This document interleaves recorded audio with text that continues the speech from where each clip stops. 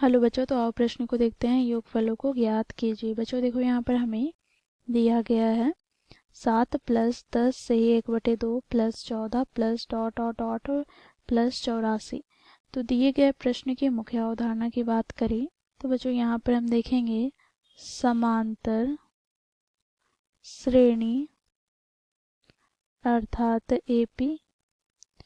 तो बच्चों देखो, यदि समांतर श्रेणी का प्रथम पद ए और सार्वंतर डी है तो दूसरा पद हो जाएगा ए प्लस डी, तीसरा पद हो जाएगा ए प्लस 2d। इसी प्रकार बच्चों n पदों तक। अब यहाँ पर हम nवां पद की बात करें तो nवां पद को बच्चों ए एन से प्रदर्शित करते हैं। इसे ज्ञात करने के लिए सूत्र क्या होता है, तो a plus n minus 1 Guna D. इसी प्रकार बच्चों हम n पदों का योगफल ज्ञात करें तो इसके लिए सूत्र क्या होता है, तो बच्चों देखो इसे हम एस एन से प्रदर्शित करते हैं। ये बराबर हो जाता है किसके, तो n/2 गुनी कोष्टक में 2 गुनी ए प्लस n माइनस 1 गुना डी। अथवा यहाँ पर इसे हम इस प्रकार भी लिख सकते हैं n/2 गुनी, यहाँ पर बच्चों देखो 2a है, ठीक है, तो इसे हम a प्लस ए के रूप में लिखे तो यहाँ पर देखो a plus n minus 1 Guna D क्या है, nवां पद, तो यहाँ से a प्लस ए एन हो जाएगा एस एन के बराबर। और यहाँ पर हम बात ए की तो ए यहाँ पर प्रथम पद है बच्चों, यहाँ पर n क्या है, n पदों की संख्या। बच्चों यहाँ पर d क्या है, तो d यहाँ पर सार्वंतर है। d कैसे ज्ञात करते हैं, तो देखो यहाँ पर d ज्ञात करने का सूत्र होता है बच्चों, देखो हम दूसरे पद में से हम प्रथम पद को घटाते हैं या फिर तीसरे पद में से हम दूसरे पद को घटाते हैं तो सभी स्थिति में मान हमें समान प्राप्त होता है जो कि डी अर्थात सार्वंतर के बराबर होता है। तो इस मुख्य अवधारणा की सहायता से हम दिए गए प्रश्न को हल करेंगे। बच्चों देखो, प्रश्न में हम देखें तो प्रथम पद अर्थात a बराबर क्या दिया गया है, तो a बराबर यहाँ पर बच्चों हमें 7 दिया गया है। साथ ही बच्चों यहाँ पर हम सार्वंतर की बात करें तो सार्वंतर अर्थात d बराबर क्या हो जाएगा, तो a2 माइनस a1। तो यहाँ पर बच्चों देखो दूसरा पद क्या है, तो दूसरा पद है 10 से ये 1/2, तो इसे बच्चों हम लिख सकते हैं क्या, तो देखो 10 से ये 1/2 को लिख सकते हैं 10 दूनी 20 प्लस 1 अर्थात 21/2।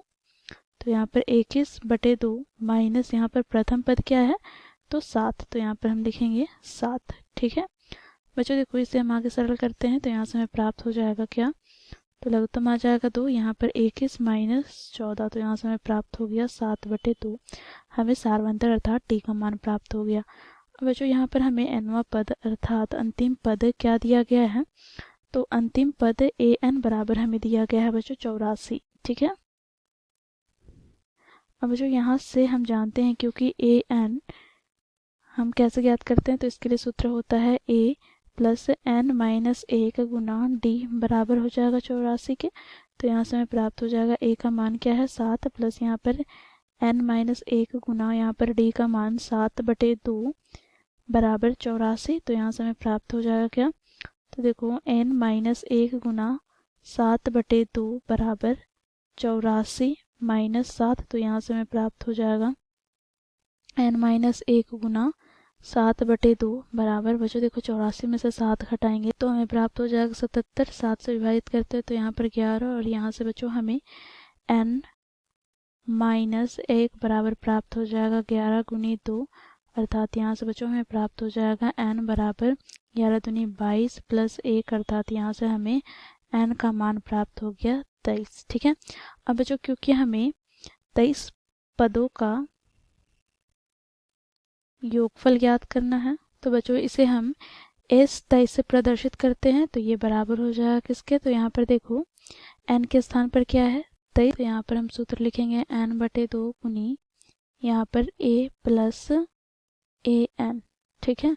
तो यहाँ पर n का मान हमने ज्ञात किया 23/2, यहाँ पर a का मान 7 दिया गया है प्लस ए एन हमें क्या दिया गया है, तो 84। बच्चों देखो इसे हम आगे सरल करते हैं तो यहाँ से हमें प्राप्त हो जाएगा 23/2 गुना यहाँ पर बच्चों देखो 7 + 4 11, हाथ में 1, यहाँ पर 8 और 1 कितना हो जाएगा 9। तो इसको 91 से गुना करेंगे तो हमें प्राप्त हो जाएगा 2093 बटे में क्या आ गया 2। ठीक है, तो ये हो जाएगा बच्चों हमारा इस 23 अर्थात दिए श्रेणी का योगफल। तो ये हो जाएगा बच्चों हमारा दिए गए प्रश्न का उत्तर। आशा करती हूँ आप लोगों को यह प्रश्न समझ में आया होगा। धन्यवाद।